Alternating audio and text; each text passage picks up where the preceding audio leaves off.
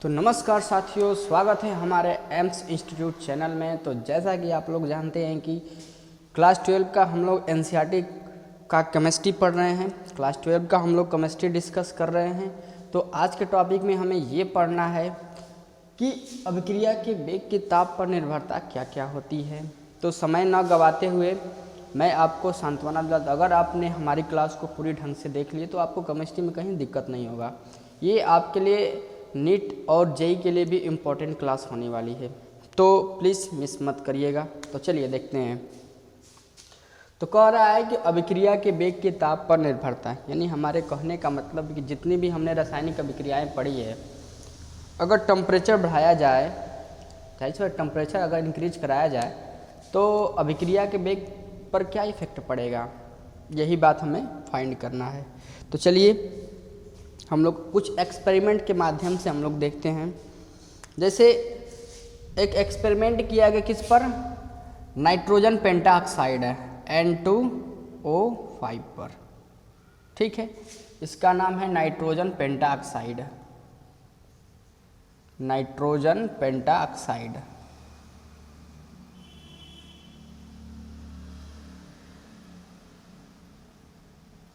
देखिए, जब इस पर एक्सपेरिमेंट किया गया तो ये पाया गया ना कि जब इसको अपघटित कराया गया, क्या कराया गया, इसको अपघटित या फिर बोल सकते हैं वियोजित, अपघटित, अपघटित या फिर बोल सकते हैं वियोजित। जब इसको अपघटित या फिर वियोजित कराया गया तो ये पाया गया कि अगर हमने इसका टेम्परेचर जो है 0 डिग्री सेल्सियस बढ़ाया, यानी हमने टेम्परेचर कुछ बढ़ाया ही नहीं, यानी टेम्परेचर को 0 डिग्री सेल्सियस ही रखा, तब N2O5 की प्रारंभिक मात्रा का आधा भाग वियोजित होने में कितना समय लगा, वियोजित होने में 10 दिन का समय लगा। यानी मेरे कहने का मतलब है कि अभिक्रिया के वेग की ताप पर निर्भर टेम्परेचर पर जब इफेक्ट फाइंड करने के लिए सबसे पहले यही लिया गया था, नाइट्रोजन पेंटाऑक्साइड। देखा गया कि ये नाइट्रोजन पेंटाऑक्साइड है ना, इसकी आधी मात्रा को वियोजित करने में कितना समय लग रहा है, उसी समय को आइडेंटिफाई किया कि इसको टेम्परेचर बढ़ा घटा कर। तो देखिए क्या चल रहा था उस समय, तो ये आधी मात्रा को वियोजित करना है नाइट्रोजन पेंटाऑक्साइड का ना। तो जब टेम्परेचर 0 डिग्री सेल्सियस रखा गया और इसकी आधी मात्रा भाग वियोजित करना है तो समय लगता है 10 दिन का। जब यही टेम्परेचर 25 डिग्री सेल्सियस बढ़ा दिया गया तब टेम्परेचर इसी का आधा भाग वियोजित होने में, यानी N2O5 का आधा भाग वियोजित होने में फिर समय लगता है, थोड़ा सा ही समय कम हुआ। ऐसे मान सकते हैं कि 10 घंटे का समय, 10 घंटे नहीं, हाँ 5 घंटे का समय लगा ऐसे, यानी समय घट गया। समय घटा कि नहीं घटा भाइयों? तो वही फिर यही डिग्री सेल्सियस 50 डिग्री सेल्सियस बढ़ा दिया गया, यानी जी 50 डिग्री सेल्सियस पर इसको अपघटित कराया गया तो इसका आधा भाग वियोजित होने में कितना समय लगा, 12 घंटे का ही समय लगा, 12 मिनट का, 12 घंटे नहीं 12 मिनट का समय लगा। यानी हम कह सकते हैं कि जो अभिक्रिया का वेग है ना, ये ताप पर निर्भर करता है। तो किस प्रकार निर्भर करता है, तो यह पाया गया कि 10 डिग्री सेल्सियस ताप वृद्धि करने पर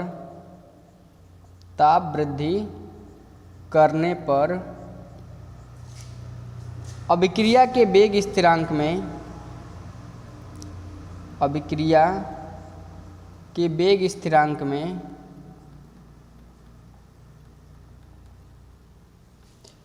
अभिक्रिया के वेग स्थिरांक में 2 गुनी वृद्धि होती है, 2 गुनी वृद्धि होती है।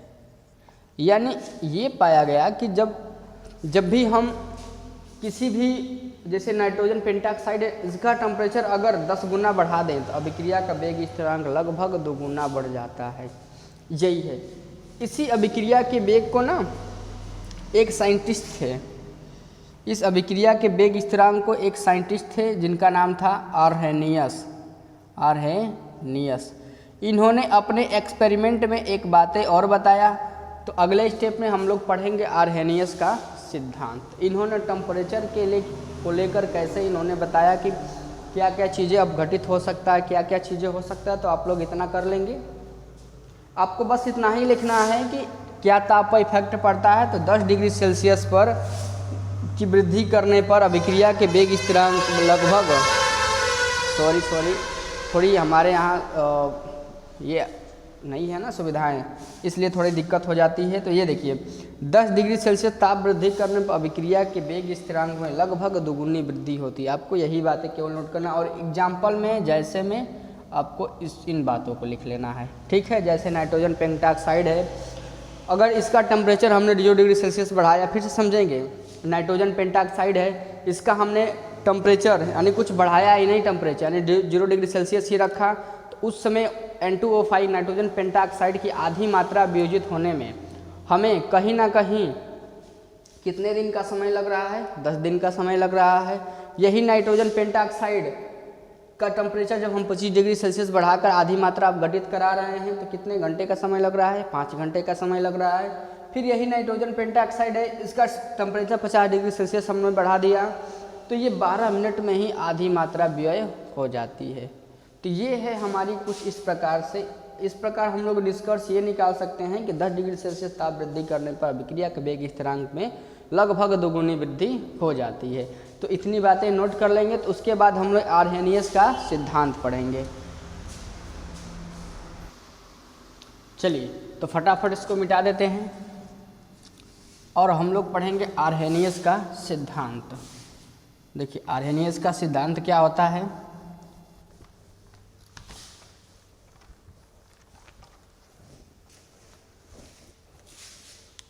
तो सभी लोग लिखेंगे आर्हेनियस का सिद्धांत।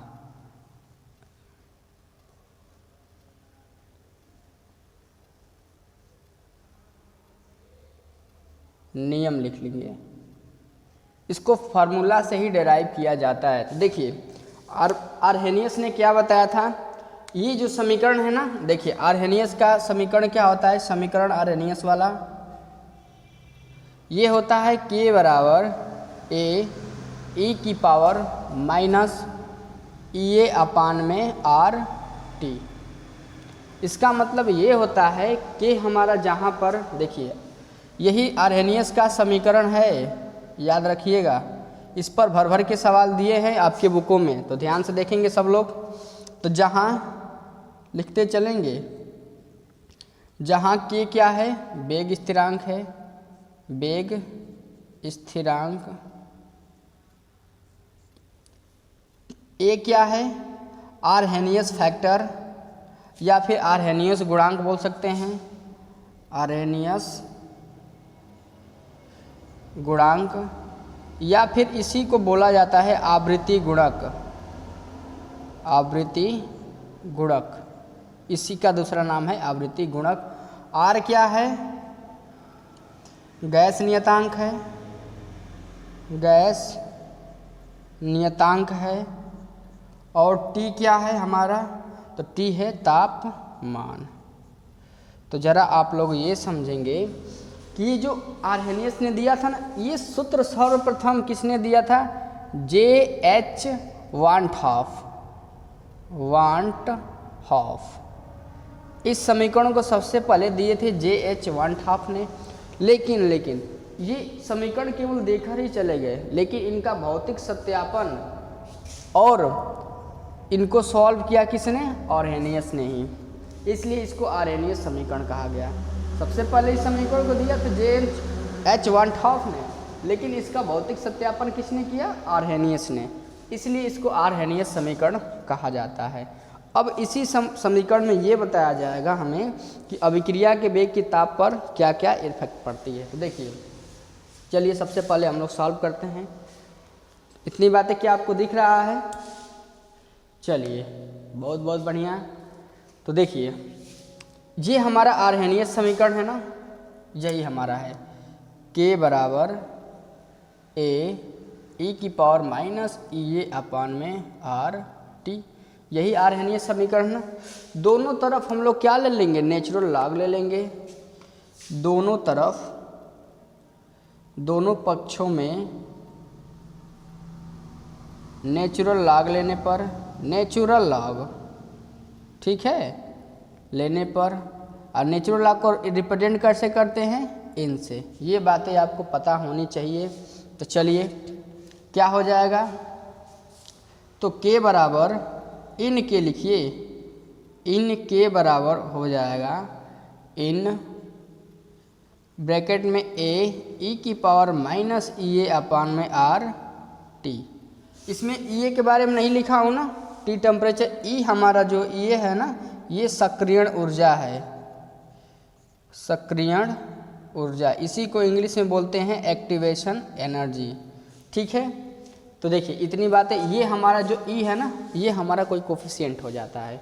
तो चलिए, तो हमने एक लॉग का फार्मूला पढ़ा है, क्या लॉग का फार्मूला होता है, देखिए अगर कोई चीज़ इन ऐसे लिखा है, दो यम और यन दो गुणांकों में है, तो इसको लिख सकते हैं इन यम प्लस इन यन, ये हमारा होता है फार्मूला।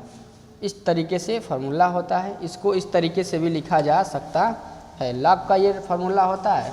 तो देखिए यहाँ पर है बचा इन के नेचुरल लॉग के इक्वल टू नेचुरल लॉग ए, यहाँ बीच में मल्टीप्लाई है ना, तो यहीं से प्लस लगा देंगे, नेचुरल लॉग ई की पावर माइनस ई ए अपान में आर टी। देखिए एक और फार्मूला आपका हो जाता है। अब ये यहाँ तक बन गया ना, इसके बाद एक और फार्मूला होता है कि यदि कोई ऐसे है यम की पावर यन है, तो जब इसको आगे स्टेप में लिखते हो, ये जो पावर है ना, यही आगे गुणांक के रूप में आ जाता है, यही इन हो जाता है यम। ये कहीं ना कहीं लॉग का ही फार्मूला चलता है, जितना लॉग का फार्मूला है ना, टोटली इसी पर चलता है। तो चलिए आगे और करेंगे।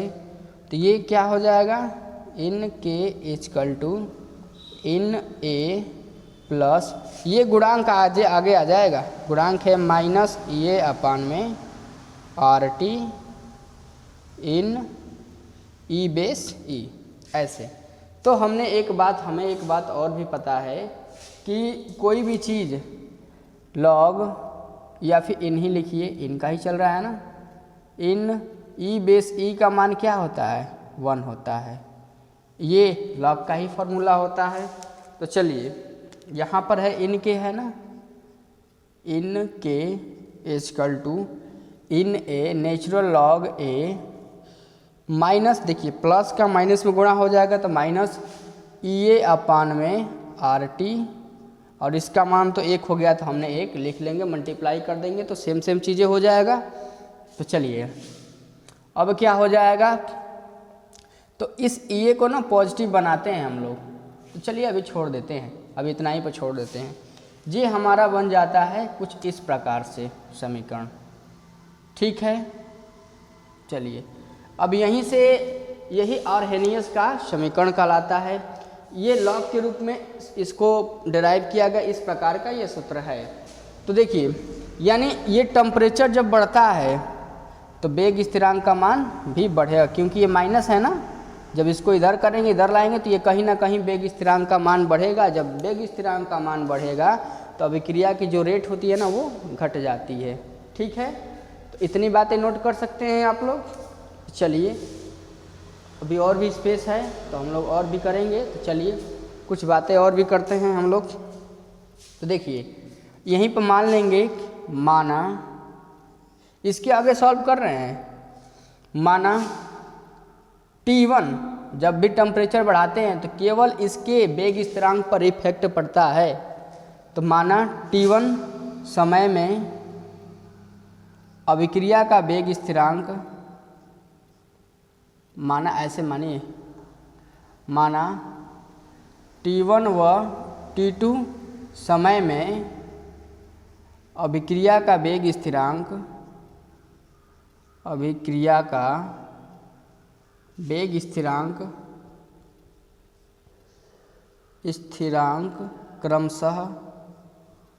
क्रमशः क्या हो जाता हो, क्रमशः K1 व K2 हो तो K1 व K2 हो तो क्या हो जाएगा, तब थोड़ा मैं यहाँ से बैरियर लगा देता हूँ, ये ऐसे आपका है, ठीक है। तब क्या हो जाएगा ज़रा देखेंगे, तो इस समीकरण में सबसे पहले T1 रखेंगे और K1 लिखेंगे, तो कि हो जाएगा आपका सबसे पहले इन K1 इजकल टू यानी natural log K1 equal to, ये तो सेम रहेगा, natural log A minus EA upon में RT1 हो जाएगा। यहाँ तक कोई दिक्कत है? हमें केवल चेंज करना है वेग स्थिरांक और तापमान को, ठीक है।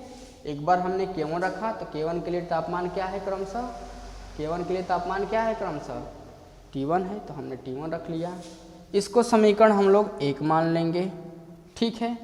फिर इसमें K2 रखेंगे ना, natural log K2 is equal to हो जाएगा in natural log A minus EA upon में RT2, इसको हम लोग समीकरण 2 मान लेंगे। क्या यहाँ तक कुछ बातें सही है? सभी लोग बताएंगे क्या भैया यहाँ तक कुछ बातें सही है? बिल्कुल सही है। तो चलिए हम लोग इसके आगे भी सॉल्व करेंगे। तो अब क्या करेंगे, देखिए क्या करेंगे ना, समीकरण 2 में से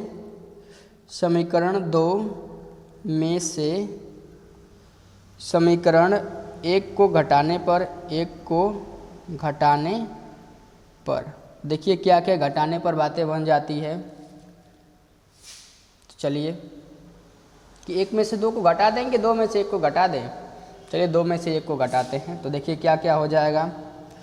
तो ये हमारा यहाँ पर समीकरण 2 क्या है, इन K2 है, माइनस घटा देना है प्रथम समीकरण को इन K1 इजकल टू दूसरा समीकरण ये है ना, natural log A minus EA upon में RT2, और माइनस का साइन लगा कर इस टोटल को लिख लेंगे natural log A minus EA upon में RT1, ऐसे कुछ। तब क्या हो जाएगा, natural log K2 minus natural log K1 equal to यहाँ पर है natural log A minus EA upon में RT2, इस माइनस का गुणा करेंगे तो हो जाएगा नेचुरल लॉग A, ये माइनस और ये माइनस बन जाएगा प्लस EA अपान में RT2। T1 है ना यहाँ पर T1। क्या यहाँ तक बातें समझ में आ रही है? तो एक स्टेप और हम लोग क्या बढ़ा लेंगे, तो देखिए ये लॉग का एक और फार्मूला होता है। चलिए अगले स्टेप में हम लोग करेंगे। तो क्या इधर का हो चुका है, सभी लोग बताएंगे क्या इधर का हो चुका है, बाएं साइड का? चलिए बाएं साइड को हम मिटा लेते हैं, देखिए क्या होगा, इसको मिटा लेते हैं, सभी लोग लिख लेंगे। तब क्या होगा, देखिए एक लॉग का फॉर्मूला होता है, लॉग का फॉर्मूले को मैं रेड से लिख दे रहा हूँ। यदि यही इन K1 minus K2 minus K1 log in K1 है, ऐसे इन K1 है, तो इसको कैसे लिखा जा सकता है, इन K2 अपान में K1 लिखा जा सकता है, ठीक है। इसी फार्मूले का हम लोग यूज करेंगे, ये लॉग का कुछ रूल्स होते हैं। तो क्या हो जाएगा, इन K2 अपान में K1 लिख सकते हैं इजकल टू, ये देखिए ये माइनस ये प्लस है, ये माइनस है, दोनों खत्म, यहाँ से बचेगा ये अपान में R बचेगा, पहले उसको लिख लेता हूँ, ये अपान में RT1, ये माइनस है ना, इसको बाद में लिख लेंगे, माइनस ये अपान में RT2 हो जाएगा। तब फिर क्या हो जाएगा, देखिए अब इसमें हम लोग कुछ कॉमन ले सकते हैं, इन K2 अपान में K1 इजकल टू क्या हो जाएगा, ये अपान में R हमें कॉमन लेना है, ये अपान में R हमने कॉमन ले लिया, तो बचेगा क्या, 1 अपान में T1 माइनस 1 अपान में T2। क्या भाइयों ये सही है? देखिए जब इतना सही है तो हम इसका एलसीएम ले सकते हैं क्या, इसका एलसीएम ले लेंगे तो T1 और T2 बन जाएगा, क्या कटाएंगे तो T1 कटेगा, T2 बचेगा, T2 माइनस T1 हो जाएगा, इतना ये बचेगा, यहाँ पर क्या बचेगा, ये अपान में R ही बचेगा, यहाँ पर क्या बचेगा, इन K2 अपान में K1, ये इतना बचेगा। क्या इतनी बातें सही है? क्या इतनी बातें सही है? तो हमने एक लॉग का फॉर्मूला और पढ़ा है कि ये जो नेचुरल लॉग अगर है, कोई चीज़ अगर नेचुरल लॉग है इन, अगर a है, मान लीजिए कुछ भी है, a ही है, चाहे यम है, यम ले लीजिए, यम है, तो जब इसको लॉग में कन्वर्ट करेंगे ना तो करते हैं गुणा 2.303 लॉग यम। अब जब नेचुरल लॉग को लॉग में कन्वर्ट करते हैं ना तो 2.303 का मल्टीप्लाई कर देते हैं। ये जब मैं अर्ध अभिक्रिया पढ़ा रहा था उस समय भी ये बातें हमने डिस्कस किया है। तब क्या हो जाएगा, देखिए ये इन को अब कन्वर्ट कर दिए किस में, नेचुरल लॉग में ना, लॉग में कन्वर्ट कर दिए ना, तो 2.303 का हमने गुणा कर लिया लॉग K2 अपान में K1, सही है। यहाँ क्या बचेगा, ये अपान में R कोष्टक में T2 माइनस T1 अपान में T1 और T2। क्या ये सही है? जब इतनी बातें सही है तो हम इसको और क्या लिख सकते हैं, इस 2.3 को 3 को इधर और भेजेंगे तो क्या बन जाएगा, लॉग K2 अपान में K1 इक्वल टू बन जाएगा ये अपान में 2.303। जब ये इधर मल्टीप्लाई में है तो इक्वल्स के इधर साइड में आएगा ना तो डिवाइड में हो जाएगा R T2 माइनस T1 अपान में T1 और T2। ये कुछ इस टाइप से हमारा बन जाएगा। तो यही हमारा हो जाता है आर्हेनियस का समीकरण। दुगो टेम्परेचर पर, दो टेम्परेचर जब भी दिया होगा क्वेश्चन में तो हम इस प्रकार से इसको कर सकते हैं। आप लोग स्क्रीनशॉट ले सकते हैं, बहुत ही खूबसूरत तरीके से बताया गया है, तो ले लीजिए सभी लोग स्क्रीनशॉट। तो सही है। तो अगले सेशन में हम लोग ना, आज की क्लास के लिए इतना ही। अगले सेशन में हम लोग यूज करेंगे इससे संबंधित जितने भी क्वेश्चन बनते हैं ना, वो थोड़ा इसका निष्कर्ष आप लोग देख लीजिए। जैसे ये टेम्परेचर पर इफेक्ट पड़ रहा है कि नहीं, लेकिन ये अभिक्रिया, ये एनर्जी भी है, यहाँ K1 K2 भी है, तो कहीं ना कहीं जो टेम्परेचर बढ़ता है ना तो वेग स्थिरांक का मान बढ़ता है। जब वेग स्थिरांक का मान बढ़ेगा तो अभिक्रिया का जो रेट होता है ना वो घट जाता है, यानी ये दोनों एक दूसरे के इन्वर्सली डिसप्रोपोर्शनल होते हैं। ठीक है, तो भाइयों इतनी आज क्लास इतना ही करते हैं। ठीक है, तो अगले क्लास अगले नेक्स्ट डे में करेंगे, और अगले क्लास में हम लोग डिस्कस करेंगे कि इससे संबंधित जितने भी क्वेश्चन बनते हैं ना उन सब क्वेश्चनों को सॉल्व करेंगे। ठीक है, 2-3 क्वेश्चंस है आपके बुकों में, उसके बाद हम लोग जो चैप्टर का क्वेश्चन सॉल्व करेंगे तो चैप्टर का ही बातें लिखेंगे। ओके, तो चलिए ठीक है, आप लोग इसे नोट कर लीजिए। ठीक है, जब आप लोग इसे नोट कर लेंगे तो आपको अच्छी तरीके से और भी कुछ चीज़ें समझ में आएगी। ठीक है, तो नोट कर लीजिए, जो भी डाउट होता हो आप कमेंट बॉक्स में दे सकते हैं। ठीक है।